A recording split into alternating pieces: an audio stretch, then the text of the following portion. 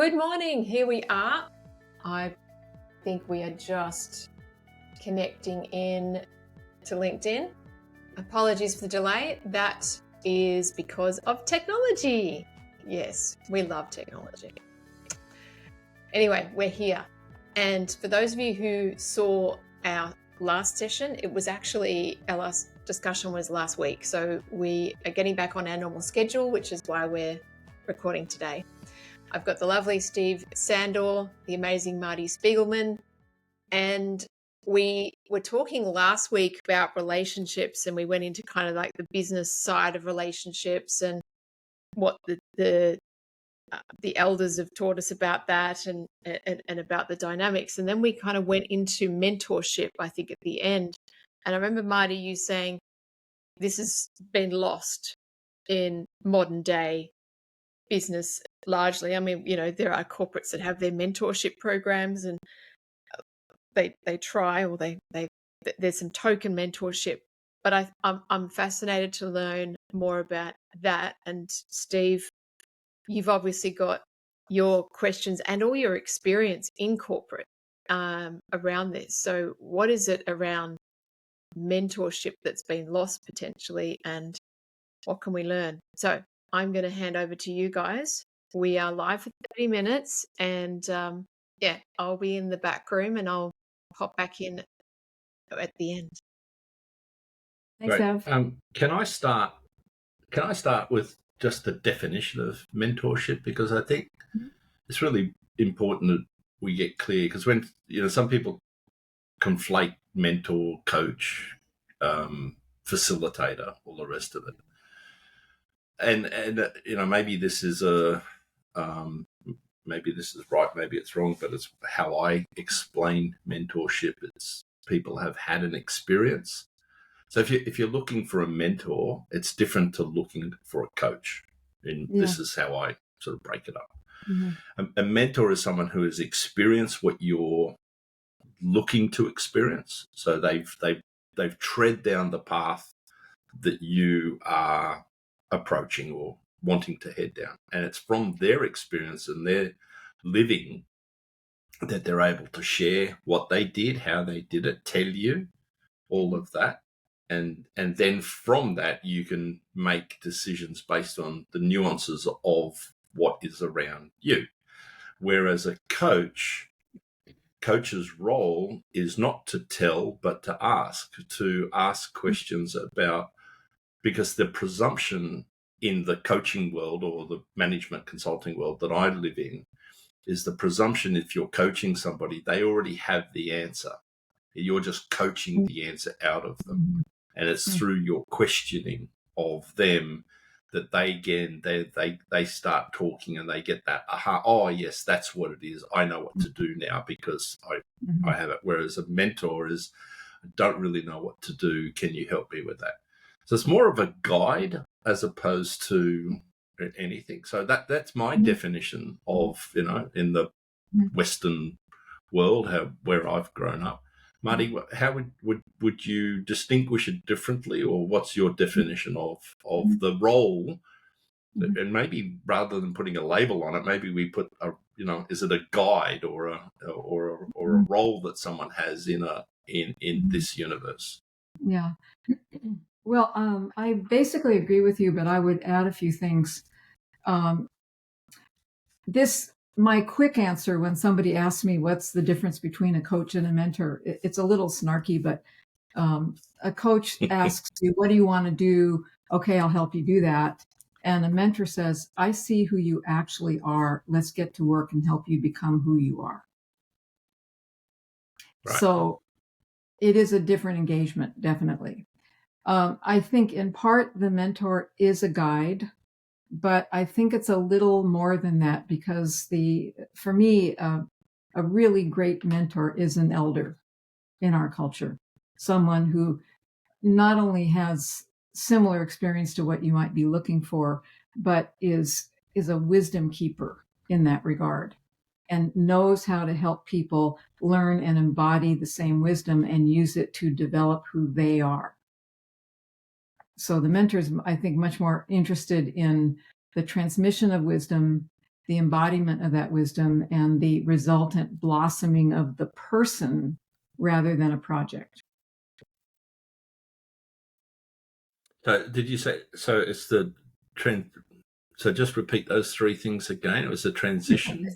The transmission of wisdom, the Transmission. embodiment of that wisdom, and the resultant blossoming of the person being mentored. Right. Okay. So what we were last week, where we were talking about relationships, and I asked the question about whether what would be the a first step for a business owner to build relationships, and I think what you said was, get to know them. Do they know themselves well enough? And so are they, grounded, centered, to be able to be open to that? And then if that was true, then open it up further to to the stakeholders in which they're talking to, whether it's staff or external. So mentor,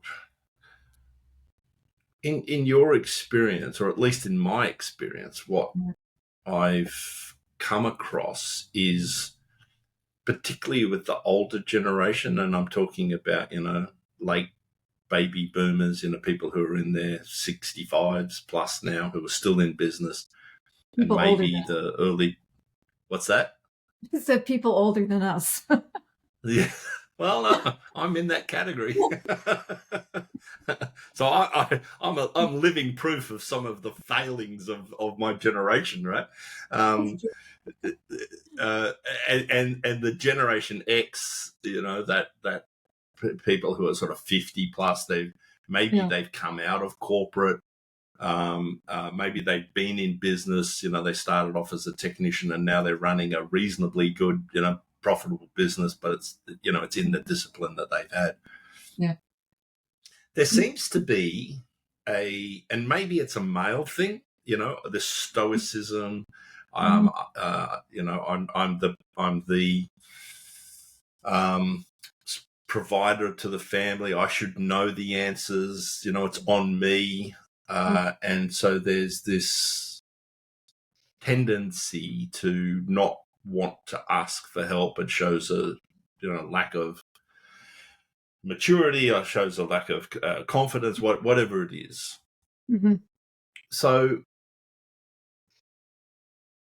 if your definition is, so if let's agree that definition is right, where there's this wisdom, then someone who is of a more mature age, who hasn't had the experience of living through the mentorship, from an early age, where they've had somebody who's been there to guide them. So it's natural for them to be listening, to be open, and then pass that information on to the next generation through whatever mechanism or means that they have. How do we bridge that mindset of the individual so that they're more open and they can see the benefits of being mentored, being guided, at late stage? Yeah. As always, is a big question. One of the things about this is the principle of continuity. What we don't have in our culture today is continuity. It's, I got this great idea and I'm going to make it happen, and I have a spurt in the marketplace, and then it all dies and it doesn't go anywhere. And somebody else says, oh, I got another idea, and they have a big spurt in the market, and it has this little cycle and fizzles. And we don't have access to an infinite flow of dependable information. We keep forgetting what we knew. And so we reinvent the wheel a lot. And I know people are going to argue with that, but if you don't agree with what I just said, just go prove to yourself how many times in the modern world we are reinventing the wheel. Somebody does XYZ, and somebody does a version of XYZ that we may not need. And then we get this multiplication of stuff like an echo instead of actual evolution. And if we go out into nature, and I like forests and biomes like that, where you can really see how nature remembers what it did in the last cycle and uses the best of it to create the next new thing. So there's continuity, and evolution actually requires that continuity of known wisdom, and evolution keeps adding to it. But it doesn't break itself into a billion pieces and try the same thing a million different times. It's just not efficient. And we're in that broken apart state where everybody individually is trying to answer the same question. And we're told that's a good idea to do it by yourself and not ask for help. And some people are making big efforts with teamwork and stuff, but it needs to be a lot deeper. So what we've lost is the value of remembering what we already know and building on it to create the never before dreamt of. So okay, so that's the problem. That's the yeah. The one other little that's part. The problem. Yeah, before I forget this, is the other piece that we're missing. We were talking about the big principle of relationships that in Quechua it's called Aini, the investment in relationship. And if you do that correctly, you actually build a functional collective that's called Ayu. And this is another piece that we're missing in our culture, is people don't understand their value relative to the collective. We've been teaching for generations that you have value as a unique individual, find your niche and you'll get rich and all that stuff. But it doesn't work like that. We're constantly limping along with half the picture. We need people's uniqueness, absolutely. And that uniqueness needs to give some benefit into the collective so the collective can support the uniqueness. The collective and the uniqueness go together. They're not separate. But and so people these days, I think they have this idea that's ingrained for generations now, that they have to stand out by themselves, which leaves them without support. It's more stressful. It's harder to create new things that have some long-term benefit. You get the economy we have today, you get the competition we have today, you get the marketing, but wait, there's more kind of language that we have today. So we're missing some fundamental principles of consciousness. And the role of the mentor in indigenous cultures, the elder, that's another word we could use, is to maintain that continuity of wisdom and guide current generations in adding to that wisdom. That's why the elders are called wisdom keepers.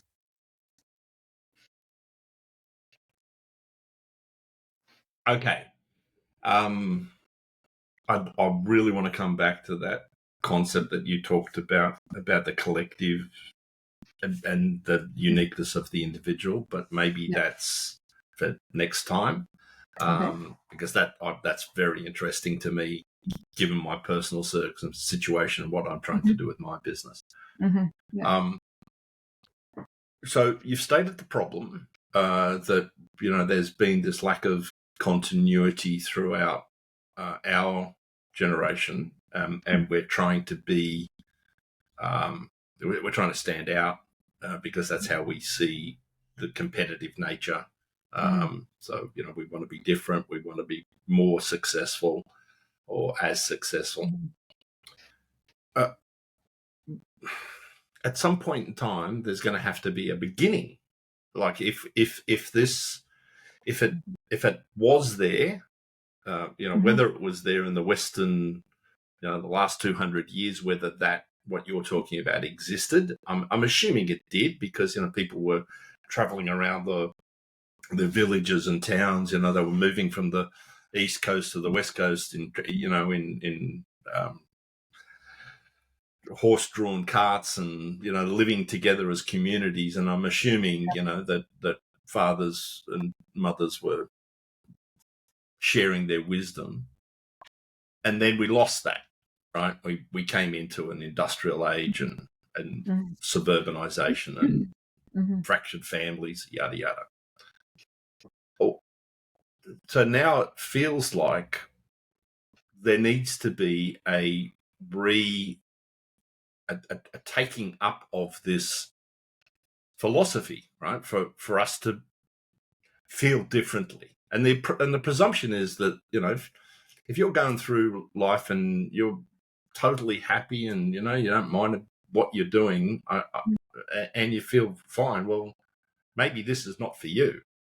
But, Mhm. you know, the satisfaction that people have, we hear at least, that they're, you know, people get to a point in their life and they go, what was that all about? You know, I've wasted the last 30 years chasing the dollar, and, you know, my family don't love me anymore because of that. Mhm. So where do we, I know this is a rambling statement, part question, but I get confused in this place of knowing what the next step is, not for me, Mhm. but for the people around me who I encounter. And I Mhm. go, you don't get it. Mhm. You're just not getting this. So how do we how do we get people to start doing something that will make them feel comfortable that this is the right pathway to go on? I know it's another massive question, and, Another one. I you know, love your questions. Well, first of all, let's just reiterate that we're talking simultaneously about different scales. So when I start talking about how consciousness works, I'm talking at a universal scale. And nature still works according to the principles of consciousness and always will.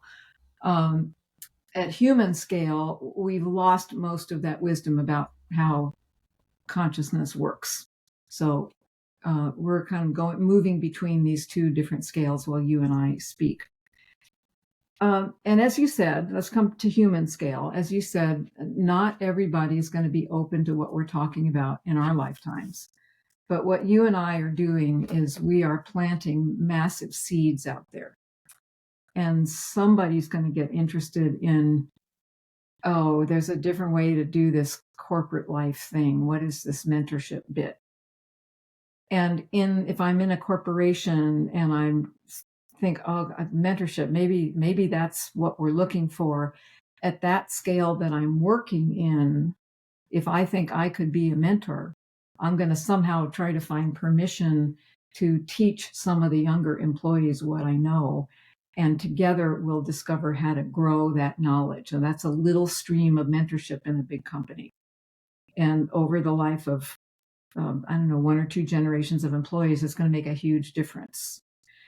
You might have kids in your school, and maybe as a parent, you know a lot of stuff, and maybe it's not being taught because they don't have the resources, they don't have the teachers. Who knows what? So maybe you step up as an elder to the grade that your child is in, and you come in, teach what you know about life. So the kids get a little extra. And that's the beginning again of more information, more wisdom about being a good human being in our society being passed on to a younger generation. Yeah. So I think what we do is we, what is that? Think globally, act locally, something like that. Whatever scale we can have influence in, positive influence, that's where we go to work. And I don't know, imagine pulling threads up and we're going to eventually surface a whole weaving of conscious living. And it's going to take a few generations. This is not something that we can do in a weekend. But I think what we're saying here, Steve, you and I, we're saying to our listeners, if you have a sense that you know a lot and other people aren't carrying that wisdom, but they would be better if they did. And this is not about ego. This is just knowing that there's wisdom that humans carry. And the more of it we have in awareness, the better we do. So if you have a sense that you can transmit some wisdom somebody else can use, find a way to do it.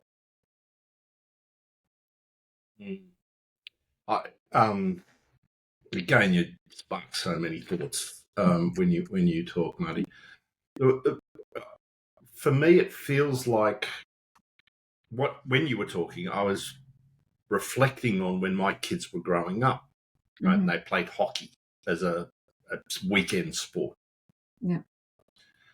And I did some coaching. I'm a horrible hockey player. I went into the goals because I can't run with the ball, right? But what we were trying to do, the club that I was a part of, the people in that club were as much about bringing young people up, using sport as a way of building relationships, building pride, building, doing your best. And as those kids grew up, we felt that we'd had some impact on the way that they behave, the values that they had, etc. So I can see how that works for juniors and young people, because we love, that they're the informative years. That's probably the most malleable that they are and most receptive to it because of their playfulness, right? So they just, our kids standing on the hockey field looking at the aeroplane go past and the ball runs underneath their feet. They don't care. They're not, just having fun. It's fantastic. And I was thinking, when we get to work, we get to that place of where it becomes serious. Now we have a job. Now we have to perform. We've got KPIs. There's an expectation that we do certain things. And it's almost like the joy is slapped out of us and says, now you have to do things. Now you have to be really serious. You spent 4 years at school or university or whatever it was. Yeah. And, and now and you have to perform, right?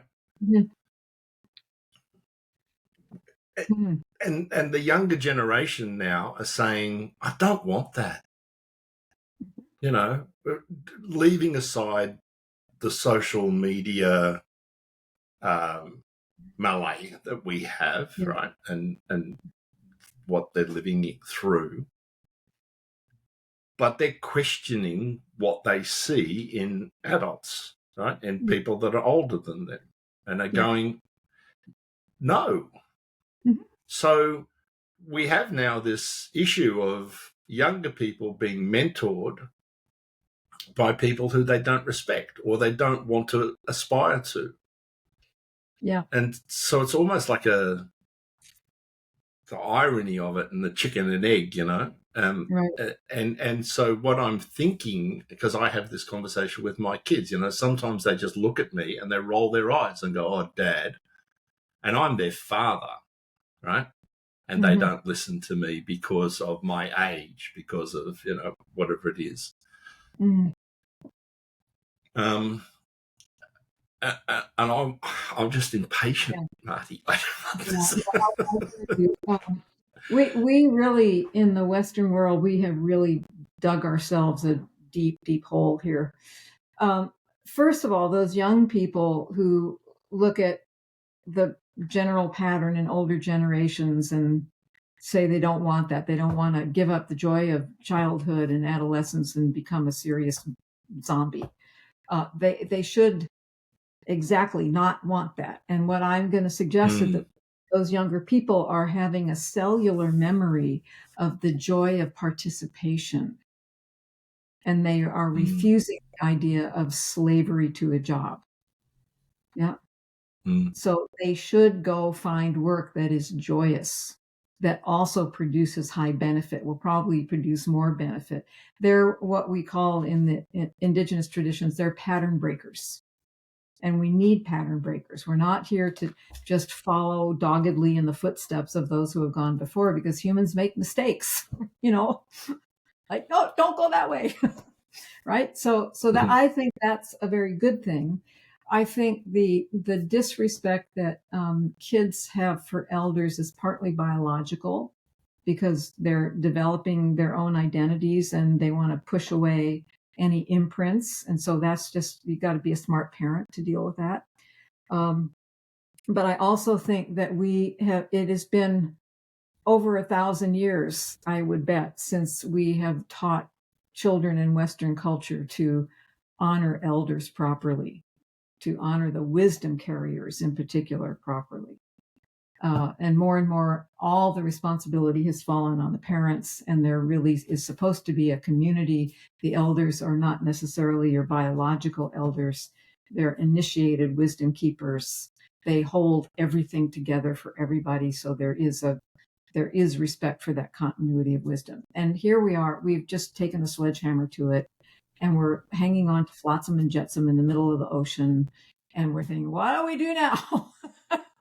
So I think that we're in a moment now when there are a few portals open to us to learn again Indigenous wisdom properly, and that's what I've been initiated for, and that's what I offer people. Not everybody's going to have access to me or be a person that I can teach. But I also think that we're in a moment when we can just hit the refresh button.